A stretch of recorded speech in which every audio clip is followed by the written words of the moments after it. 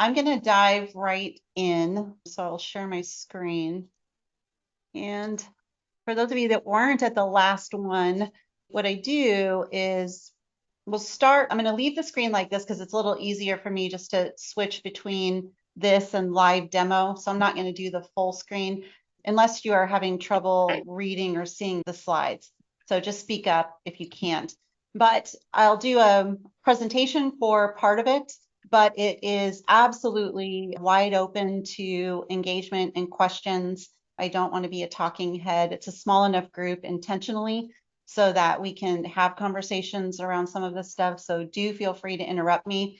When I'm talking and looking at the screen, your pictures on the Zoom thing are over to the side, so I can't see you really if you raise your hand. Actually, Mark or Cheryl, do you mind watching the screen or the chat too and just grab my attention if somebody has a question? But speak up though too. You don't have to worry about interrupting conversation.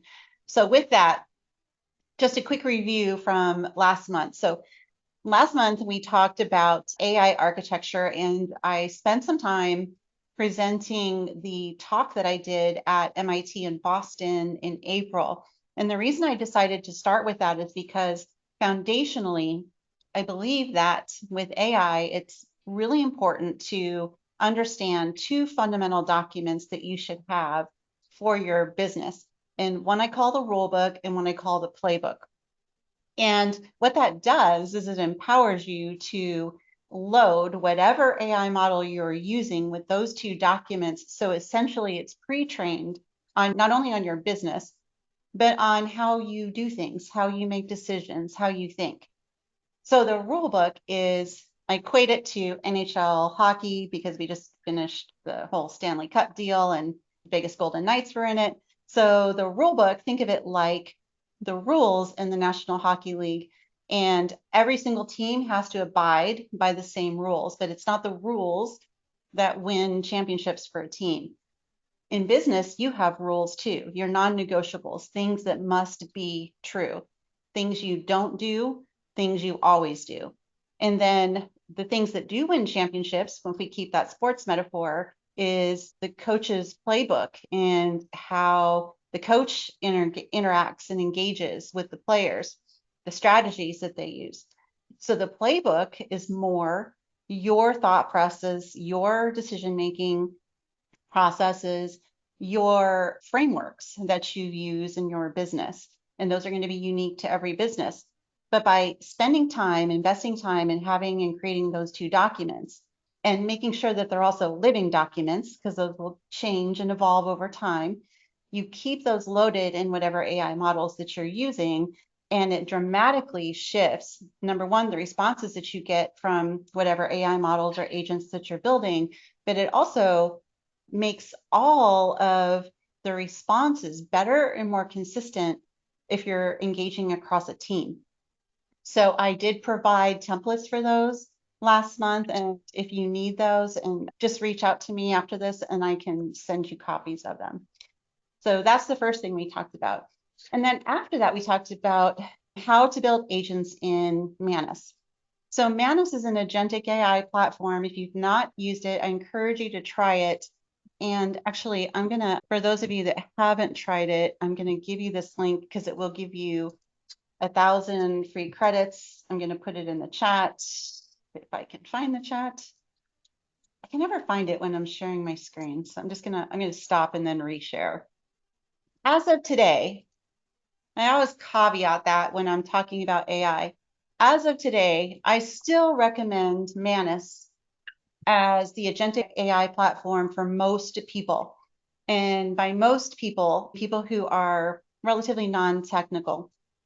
I stand by that because I test all of the models, including Claude Code, Claude Cowork, OpenAI's new Codex, and they all do agentic things.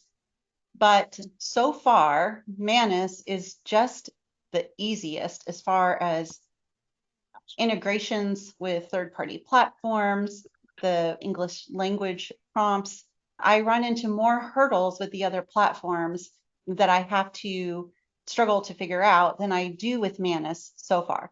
Now they're all evolving and that could change.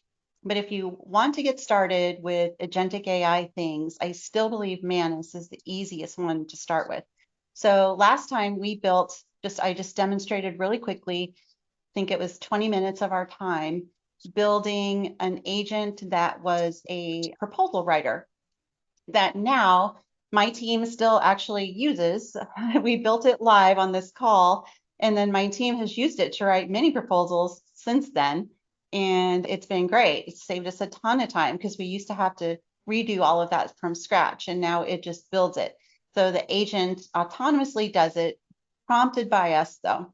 So it's not acting on its own yet because that proposal has to come in and then we queue it up and it pushes out the proposal. So that's what we did last time. And so today we're going to build on that. And so the theme today is document, protect, and then build more. So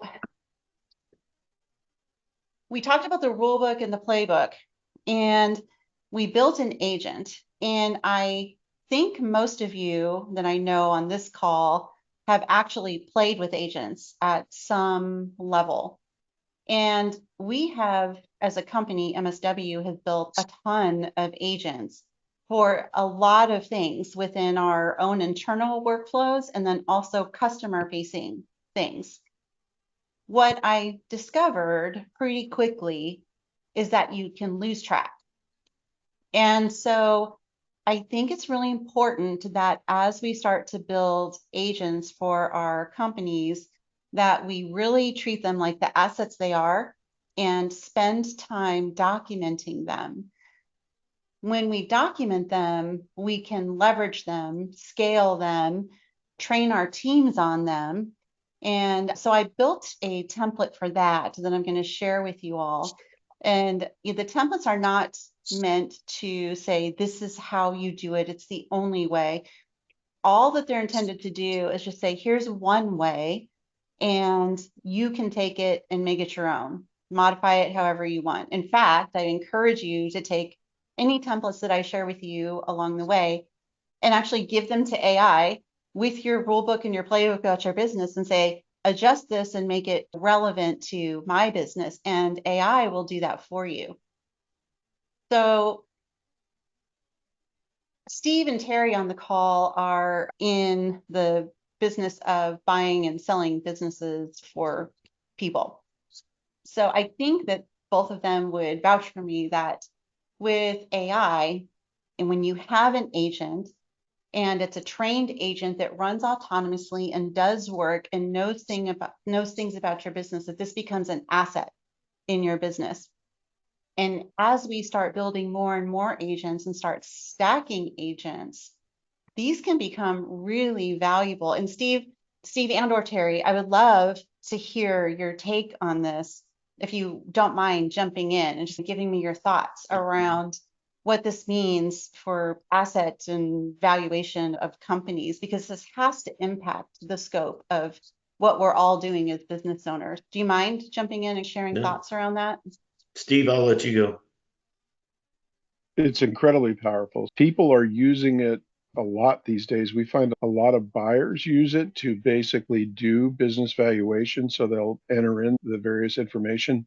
Claude in particular is really good at math models. So we see that a lot, and we use it and are training it around our processes as well to be able to simplify things that we do every day that are a little more detailed. So it's a phenomenal tool, much more powerful than we're able to take advantage of yet. That's why we're learning at the feet of the master here. Well, I don't know about master, but I know I just work my butt off to try to stay at least alongside of it, and so that I can bring this kind of stuff to you guys. So what I did is I created essentially just a Google Doc that has basic information of the agents. So here's what I feel should be minimally included as you're building out agents. You just create the Google Doc and you name the agent. You make sure that you document the command to call the agent. So I found that as I was building agents, I would forget the command required to actually call and leverage the agent. And so far, it's not crazy enough It's still within a semblance of control that the AI was actually able to go scan my agents and figure out what I was asking for. But I can see how this could get unwieldy. So the command to leverage, and I'll show you the live example in just a second. A reminder of the purpose of what the agent is supposed to do. The MD skill file location. So MD stands for markdown. So it's markdown language, and a skill file is essentially just a set of instructions that tell the agent exactly what it's supposed to do and what the outcome is supposed to be. And if there's rules on how it's supposed to do it, all of this is contained within the markdown file. These, I believe, are the assets in the business as you build them out. And the reason I say they're assets and the reason you need to know where they live is because platforms are going to evolve and change. So right now, I'm talking about Manus, and I have a ton of agents built in Manus. Manus is a third-party platform. It's rented land, essentially. And so if something happens to Manus and it goes away, what happens to all of the assets that I've built in Manus? If it just goes away and I don't have control of those markdown files, I lose all of that. That's a very scary proposition. So it's important as you build skills, as you build agents, that you download those markdown files and have them locally so that you can move them from platform to platform. An MB file is a global file type supported by all of the AI platforms. So you can take a skill or an agent and move it from Manus to Claude to Perplexity to any future platform that comes out. So it's really important not to allow it to just live on the platform alone, because if the platform disappears overnight, you don't want to be left hanging with all of your assets just gone. Very, very important. So you want to know where that file lives. If you have a team, you want to document who it was created by, what platform it lives on. So in my case, I've got assets on Manus, I've got assets in Codex, I've got assets in Claude, I have assets in OpenAI and ChatGPT in the form of custom GPTs. So you want to document what platform it's on as well. And then I'm going to show you in my spreadsheet the status. Is it active in testing or deprecated, something that you've done away with? Is it client facing? What's the trigger type? Is it on a schedule? Is it on demand? Or is it automatic? And then when was it last updated? So I'm updating agents all the time. And this is a column that I added most recently. I didn't have this column in there originally, and I've added it so I can start keeping track of the changes that are made. So I'm going to show you that. So here's mine. So all of the columns that I just talked about. So this is the list of my agents, and you can see just the sheer number of them that are running for us. So approaching 75 agents actively running in our business right now.